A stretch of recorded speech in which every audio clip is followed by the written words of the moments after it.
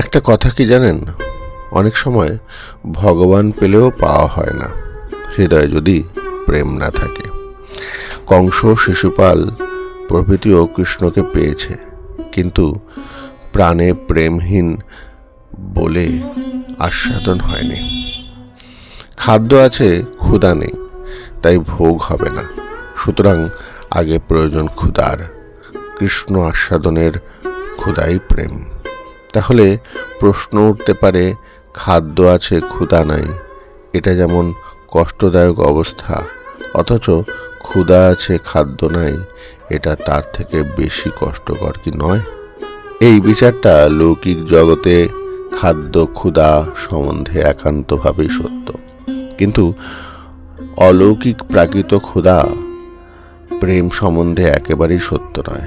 প্রেম নেই, কৃষ্ণ আছেন এমন দৃষ্টান্ত আছে, যেমন কংসাদি, কিন্তু প্রেম আছে, কৃষ্ণ আসেন নাই, এমতো দৃষ্টান্ত কোথাও নাই। শ্রীকৃষ্ণ আকর্ষণ তত্ত্ব, প্রেমের এক অনির্বচনীয় স্বভাব।